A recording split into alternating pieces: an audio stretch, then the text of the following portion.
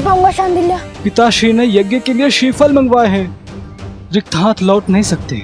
ऊपर चढ़ो, अन्यथा दंड मिलेगा।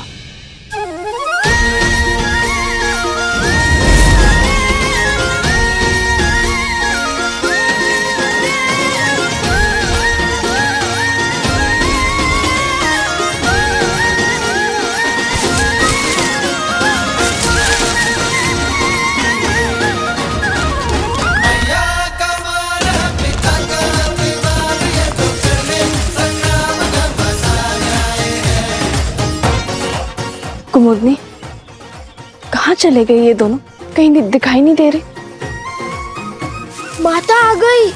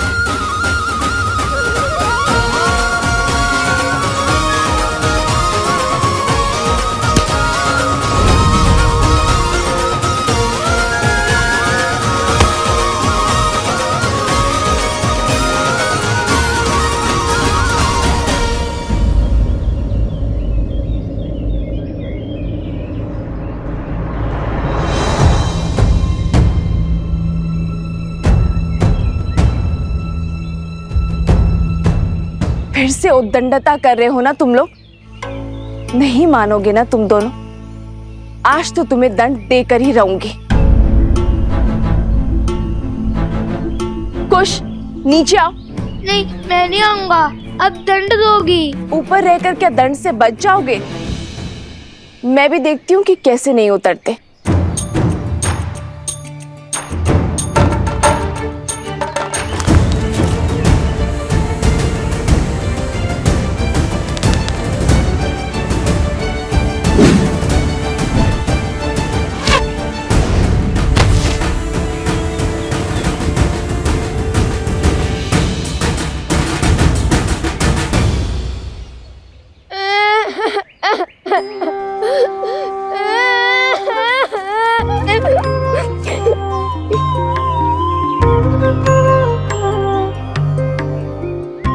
मैंने बहुत बोला लव भैया को कि मुझे ऊपर मत भेजो, माता क्रोधित होंगी।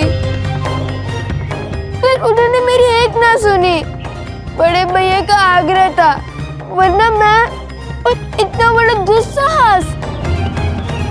रोना बाद में, पहले दंड लो। जब डांटने का उद्देश्य पूरा हो गया, मैंने रो भी लिया। फिर क्यों डांटना? जो नहीं रो रहे हैं उन्हें डांटिए ना। बहुत वचाल हो गए हो तुम दोनों। आज संध्या का भोजन तुम दोनों को नहीं मिलेगा। जाओ, यज्ञ में भूखे बैठे रहो।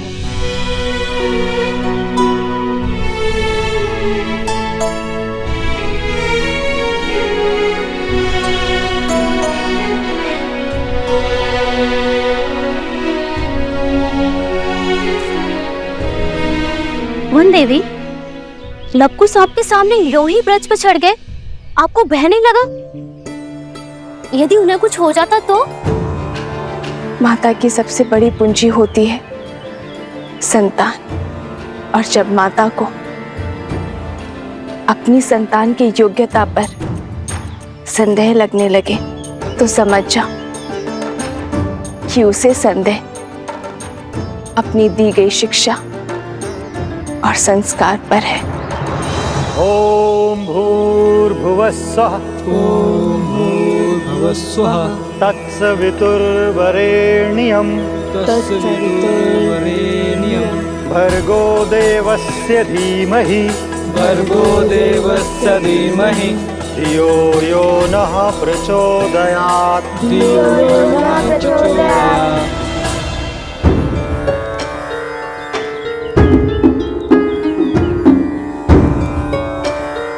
लव, कुश, तड़ासन में खड़े होकर वेद पाठ करो। यही दंड है तुम्हारा। जी गुरुदेव।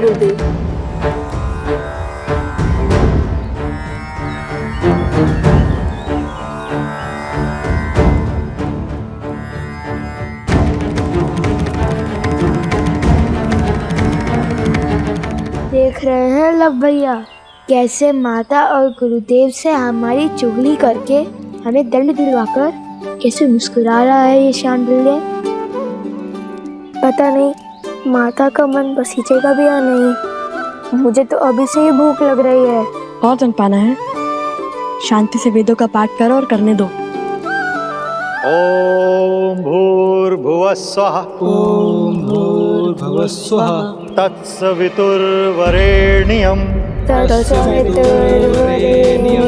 भर्गो देवस्य धीमहि भर्गो देवस्य धीमहि धियो यो नः प्रचोदयात् धियो यो न प्रचोदयात्। ओम भूर्भुवः स्वः तत्सवितुर्वरेण्यं भर्गो देवस्य। क्या आवश्यकता थी इस स्वांग की? आवश्यकता थी भैया। हमने देखा नहीं शांडिल्य का मुख कैसे उल्लू की भांति उतर गया था।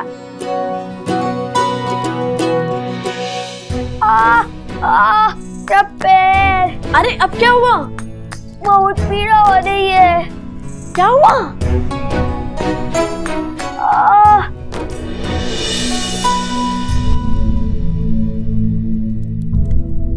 क्या हुआ कुश? कैसे हुआ ये सब?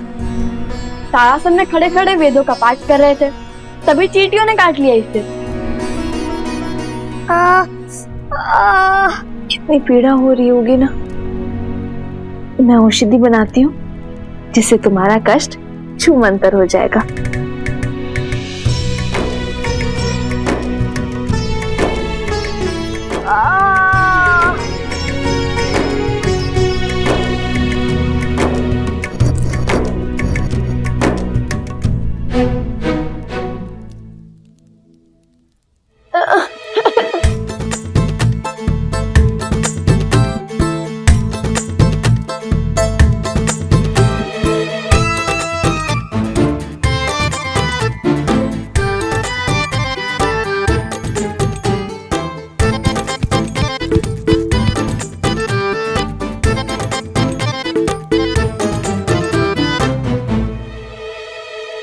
माता रहने दीजिए ना, इतनी भी पीड़ा नहीं हो रही माता।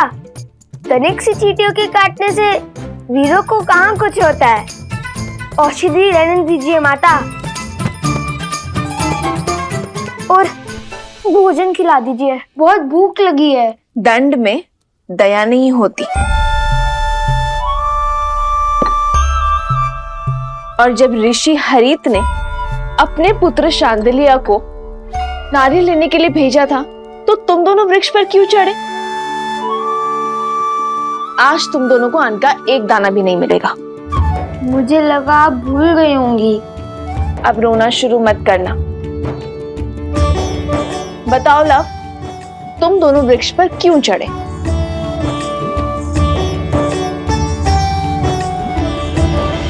हम ये जो पूंछ लगाकर घूमते रहते हैं ना, उसके कारण आश्रम के सभी बालक हमारा उपहास उड़ाते हैं, वानर वानर कहते हैं।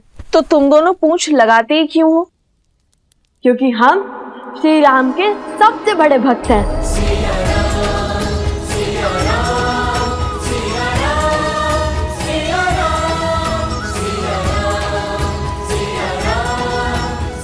हनुमान जी से भी बड़े भक्त हैं। इसलिए पूंछ तो लगानी ही पड़ती है ना। तो इसका शांडिल्य से लड़ाई का क्या संबंध है? और तुमने उसके कार्य में बाधा क्यों डाली?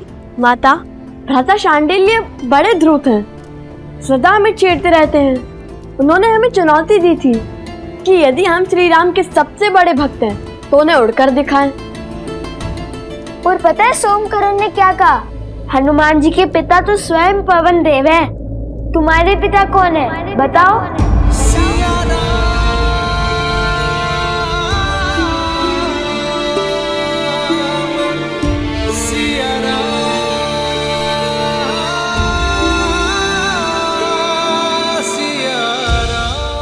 तो तुमने क्या उत्तर दिया? उत्तर तो भैया ने दिया है कि पिता ज्ञान देते हैं और माता संस्कार। हमें तो दोनों ही माता से प्राप्त हुए, तो हमारी माता ही पिता हुए। अब आप बताइए, यदि हमारी माता ही हमारे पिता है तो इसमें समस्या क्या है? हमें तो नहीं है।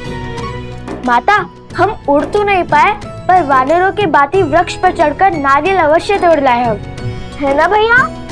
तो हुए ना हम श्री राम के सबसे बड़े भक्त।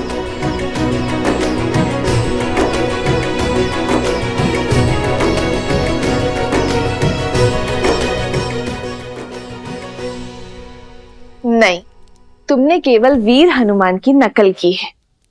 चलो बैठो। उनसे बड़ा भक्त बनने के लिए बहुत समय और बहुत तपस्या लगेगी।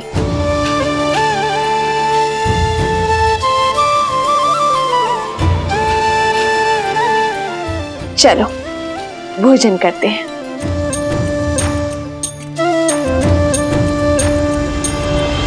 किंतु भोजन करेगा केवल लव।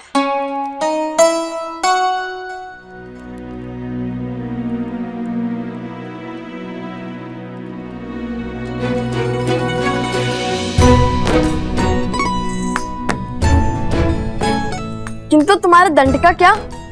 तुम भोजन नहीं खा सकते। मैंने तो सिर्फ मुंह ही खोला था, किंतु ग्रास तो माता ने खिलाया है। दंड में मुंह खोलना अपराध थोड़ी ना है ना? है ना? है ना? है ना? मैंने क्षमा किया तुम दोनों को।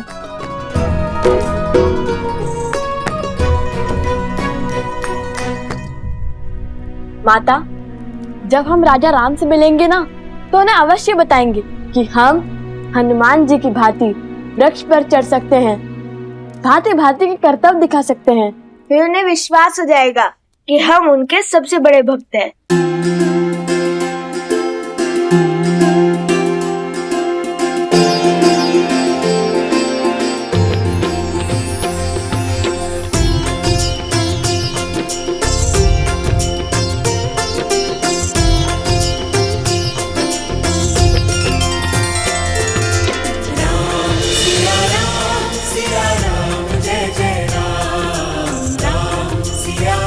बस आस है तो उस दिन की जब ये आपसे मिलेंगे अपने पिता और आराध्या से। राजकुमार शत्रुघ्न की, राजकुमार शत्रुघ्न की, राजकुमार शत्रुघ्न की, राजकुमार शत्रुघ्न की, राजकुमार शत्रुघ्न की, राजकुमार शत्रुघ्न की, राजकुमार शत्रुघ्न की, राजकुमार शत्रुघ्न की, राजकुमार शत्रुघ्न की।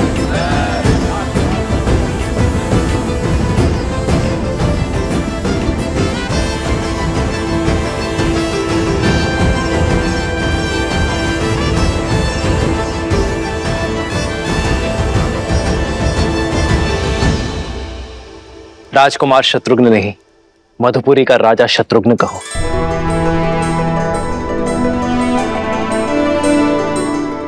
मधुपुरी राज शत्रुघ्न की। शत्रुघ्न, तुमने लवनासुर का वध कर असुरी सोच के प्रसार पर विराम लगाया है। वो सोच जो ऋषियों को अपमानित कर, निर्दोषों को दंडित कर, घरों और मंदिरों को अशुद्ध कर संतुष्टि पाते हैं। बीते 12 वर्षों में आप चारों भाइयों ने समस्त आर्य भूमि में प्रशंसा और सम्मान अर्जित किया है।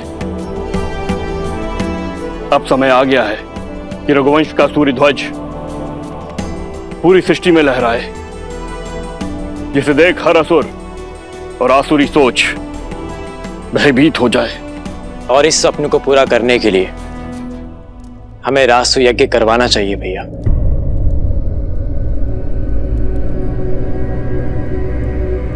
नहीं भरत,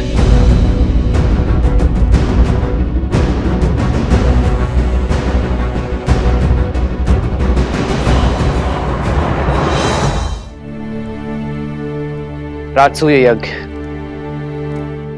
अर्थात हर राज्य का राजा बन जाना, हर राज्य का राजा हमारे आगे नतमस्तक हो, बल से हमारी सत्ता स्वीकार करे। किंतु ये मुझे स्वीकार नहीं है भरत।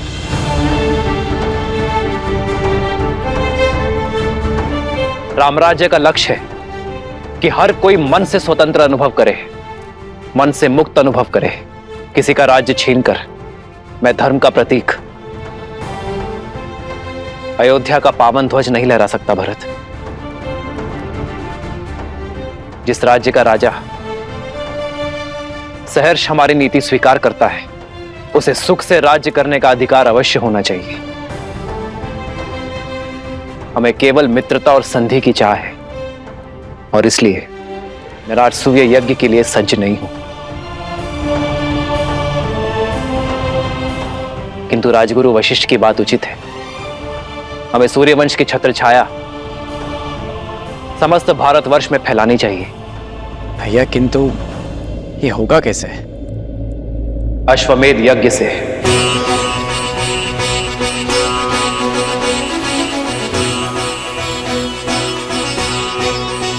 महाराज के कहने का तात्पर्य कि जो भी राज्य हमारे यज्ञ के अश्व का श्रद्धा पूर्वक स्वागत करेगा, उस राज्य में धर्म की अर्थात राम राज्य की स्थापना होगी। वो राज्य हमारा मित्र राज्य बन जाएगा। और हमारा युद्ध केवल उनसे होगा जो हमारे अश्व को रोकने का दुस्साहस करेगा। आचार्य, हमें अश्वमेध यज्ञ की तैयारी आरंभ करनी चाहिए।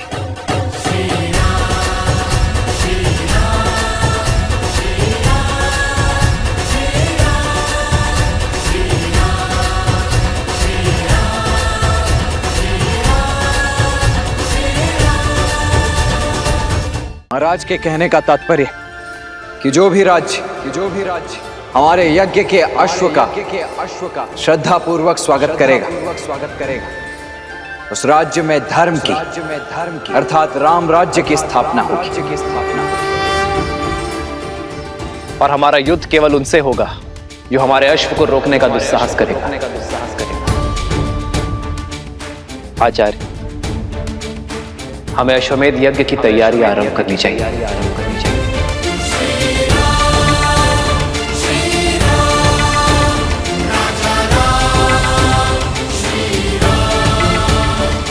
चंद्रबाहु, बानासुर, राम अश्वमेध यज्ञ कर रहा है। अश्वमेध यज्ञ अपने राम राज्य का प्रचार कर रहा है, किंतु मैं ऐसा नहीं होने दूंगा। इसलिए चंद्रबाहु, मेरे पुत्र, ऐसी युक्ति लगाओ कि राम का ध्यान भटक जाए, वो ये यज्ञ संपन्न न कर सके। और तब तक मैं बानासुर के साथ सीता को अयोध्या लाने का षड्यंत्र रचता हूं। स्मरण रहे, हारे हुए सन्यासी के लिए समाज में न तो क्षमा है और न ही स्थान।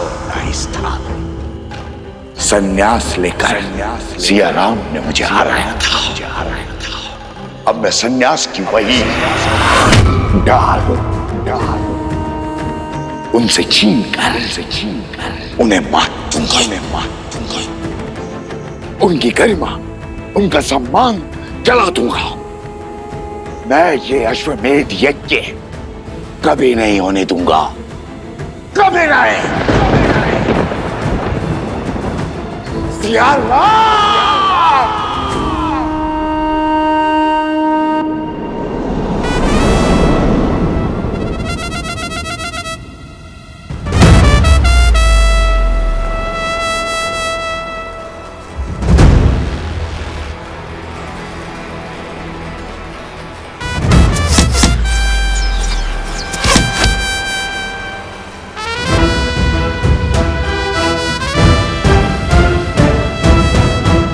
इसमें कौन सी बड़ी बात है लवकुश?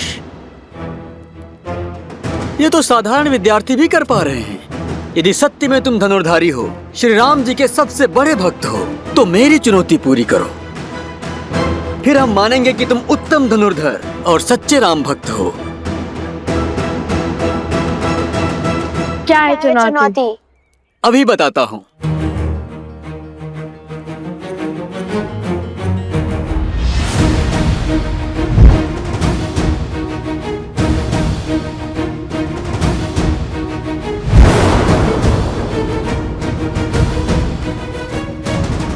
तुम्हें इन मटकों को भेदना है।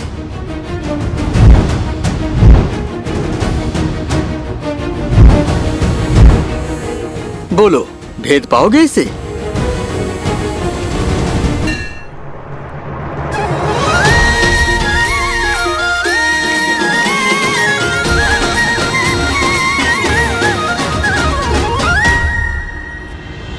इतनी सरल चुनौती, लगता है द्वेष की अग्नि धीमी पड़ने लगी है।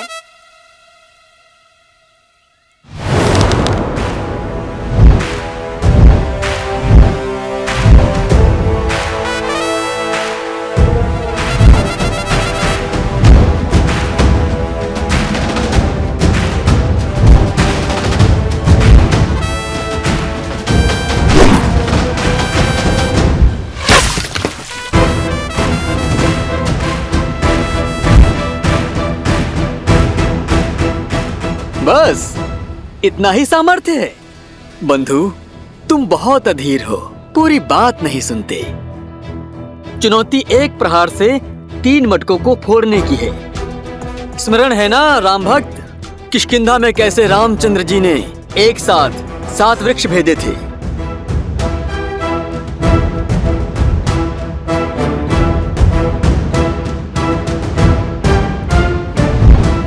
तुम भी अधीर हो, शीघ्र प्रसन्न हो जाते हो भ्राता शांडिल्य।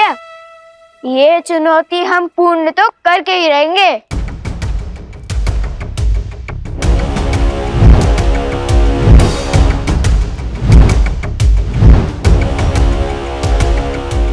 चाहिए भैया, भेज दीजिए। हाँ हाँ, भेज दीजिए मटके। वैसे ही जैसे प्रभु राम ने वो सारे वृक्ष भेदे थे। मैं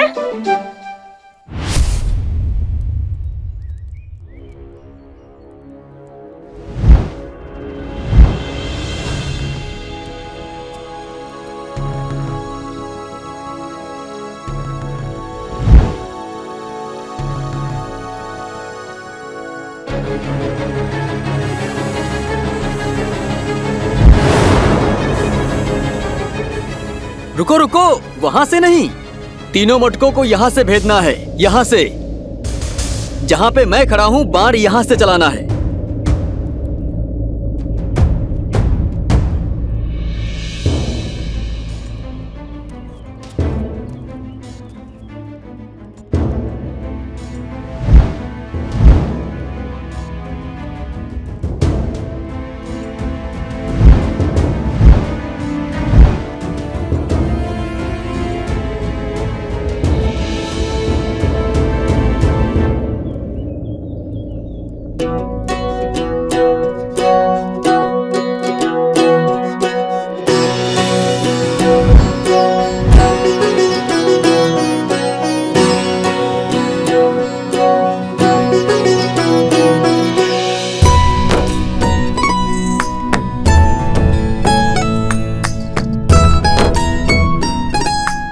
अब ये कहां चले?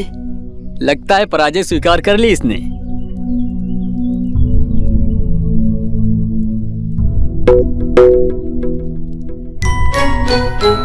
ओह, समझ गया।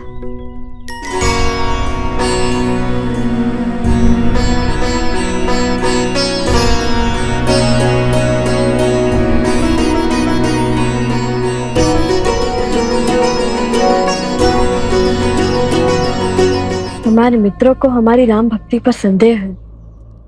जिस राम नाम से पत्थर भी जल पर तैर जाए, उसी राम नाम ने हमें दिशा दिखाई है।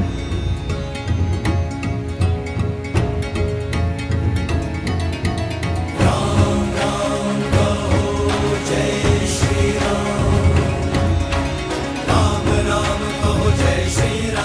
राम। सर पे हो रघुवर का हाथ तो हर दुविधा आसान होगी।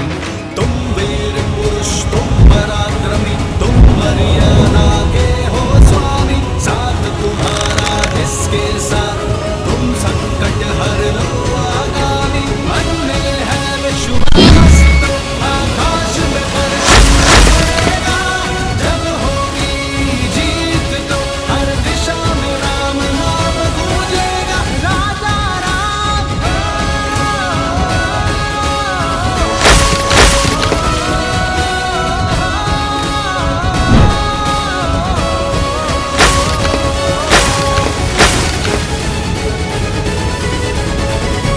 हे प्रभु,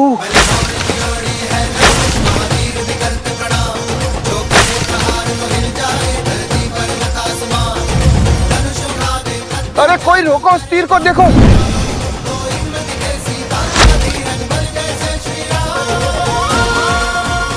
ये क्या हुआ भ्राता?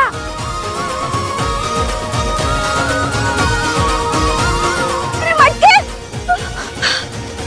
कितना जल बह रहा है। कोई रोको इस तीर को, सारा पानी बह रहा है। चुनौती वृक्ष पर लटके 3 मटके फोड़ने की थी, तुमने तो आश्रम के सारे मटके फोड़ दिए। इस अपराध का तो घोर दंड मिलेगा तुम्हें। मैंने क्या, पूरे आश्रम ने देख लिया। सच्चे राम भक्तों का पराक्रम। अब लगता है वन देवी का पराक्रम तुम दोनों पर बरसेगा।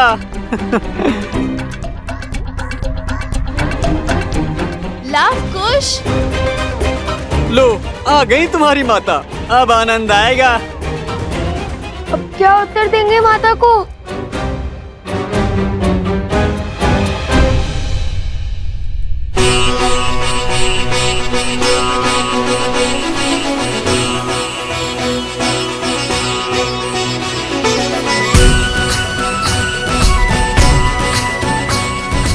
अश्वमेध यज्ञ के विधान के अनुसार ये वेदी 4 अंगुल और ऊंची होनी चाहिए।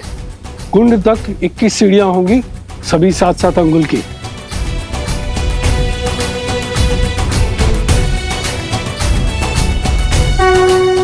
प्रणाम ऋषिवर। कल्याण मस्तु ऋषिवर। आप सबका कोटि कोटि धन्यवाद ऋषिवर। इस यज्ञ की सज्जा के लिए पधार कर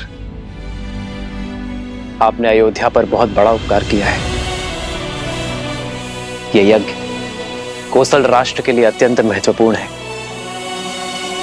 मुझे विश्वास है ऋषिवर कि आपके सामर्थ्यशील मार्गदर्शन में इस यज्ञ में कोई त्रुटि नहीं होगी, प्रत्येक कार्य विधिवत होगा। ये हमारा सौभाग्य है श्री राम। हर ओर राम राज्य का ध्वज लहराए। धर्म केवल कौशल में न रहकर सारे आर्यव्रत में विस्तार करे। इससे शुभ और कुछ नहीं हो सकता। और ये हमारी सेवा नहीं, पावन तपस्या है। इसमें भाग लेना ही स्वयं में एक तीर्थ है। मानचित्र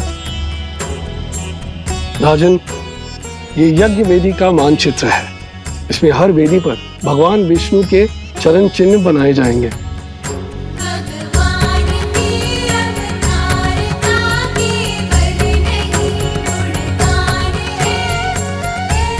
आइए।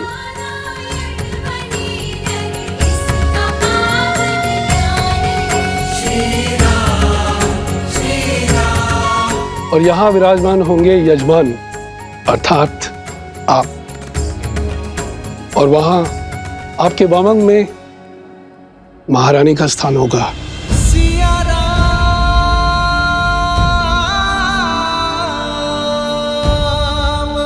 वेदों के अनुसार यज्ञ में यजमान के सपत्नी सम्मिलित होना अनिवार्य है। बिना युगल आहुति के न यज्ञ पूर्ण होता है और ना ही उसका फल मिलता है। आपकी और महारानी की आहुति की शक्ति ही साम्राज्य में सुख और समृद्धि को बढ़ाएगी। राम सिया राम सिया राम।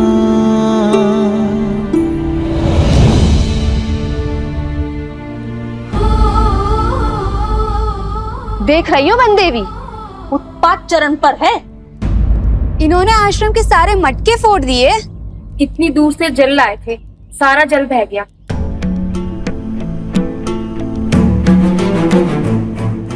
लवकुश, ये कैसी उद्दंडता है? क्यों किया तुम दोनों ने ऐसा? उत्तर दो।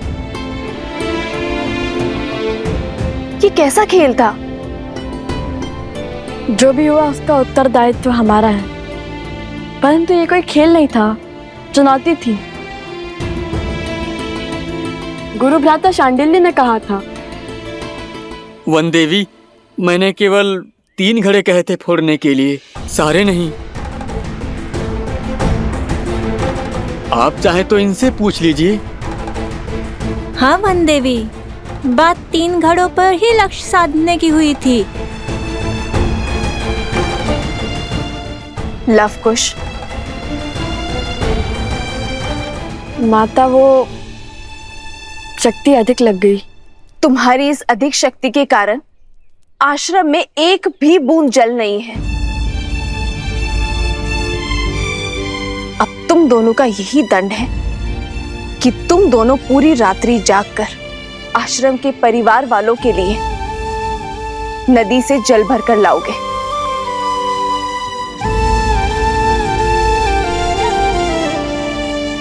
समझे? पर जल लाओगे किसमें? सारे घड़े तो फूट चुके हैं। अब पहले तुम्हें कुम्हार के पास जाना होगा और नए घड़े लेने होंगे।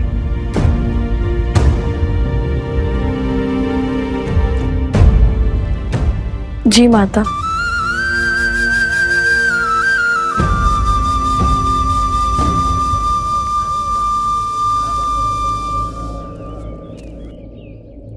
आप चिंतित ना हो देवी। कुछ व्यक्तियों की दृष्टि में यह उद्दंडता है, पर सीधा देखा जाए तो श्री राम नाम की महत्ता की गूंज छुपी है इसमें। इस परीक्षा ने यह सिद्ध कर दिया कि राम नाम की शक्ति में इनका विश्वास कितना दृढ़ है। राम सिया राम जय जय राम। राम सिया राम जय जय राम।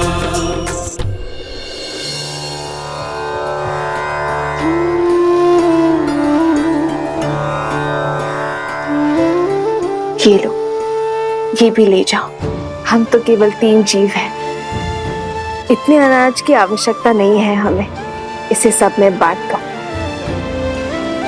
और वैसे भी आश्रम पर जो संकट आया है उसके दोषी मेरी संतान ही तो है। किंतु ये कुमुदनी, ये कोई उपहार या उपकार नहीं है, मेरी क्षमा याचना है।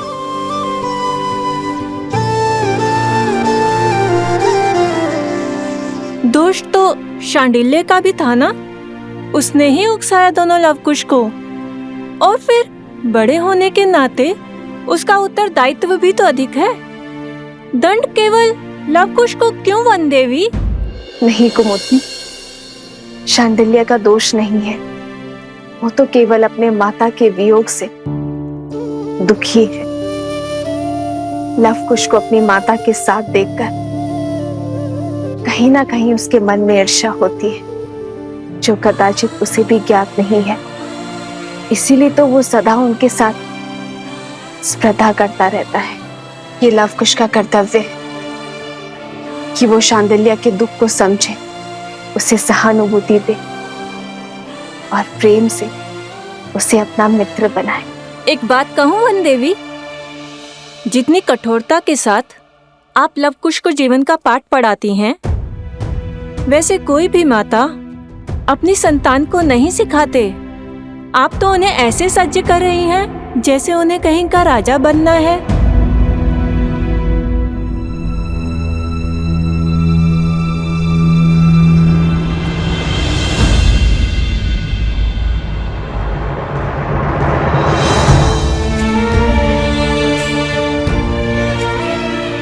अब इसे मैं कैसे समझाऊं आर्य कि एक रानी केवल प्रेम रूपी माता नहीं बन सकती। मेरे कंधों पर अपने पुत्रों को पिता के समरूप बनाने का भार भी तो है ना आर्य, ताकि कल को वो पूरी निष्ठा के साथ अयोध्या के सिंहासन और प्रजा के मन पर राज कर सके।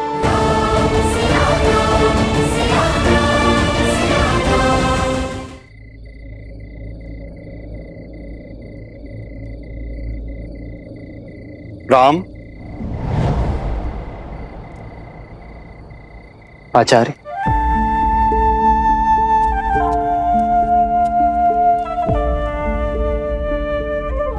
प्रणाम आचार्य। कल्याण। आचार्य, आप रुक क्यों गए? मैं अयोध्या का महाराज बाद में हूं, सबसे पहले आपका शिष्य हूं। मेरे समीप आने के लिए आपको किसी शब्द या अनुमति की आवश्यकता नहीं है। पधारिए। कहिए आचार्य, क्या आदेश? आपके आने का मंतव्य क्या है? विराजी। नहीं राम, तुम्हारा कर्तव्य केवल राज्य की सीमा का विस्तार ही नहीं है, तुम पर राज्य की स्थिरता, शांति, सुख और समृद्धि का भार भी है। और ये वनवासी सा जीवन इस समस्या का समाधान नहीं है वत्स। जानता हूं गुरुवर, इसलिए तो अश्वमेध यज्ञ करवा रहा हूं। यह जानते हुए भी कि बिना पत्नी के यज्ञ संपूर्ण नहीं हो सकता। राम, इस राज को एक सक्षम राजा ही नहीं, सर्वश्रेष्ठ उत्तराधिकारी भी चाहिए।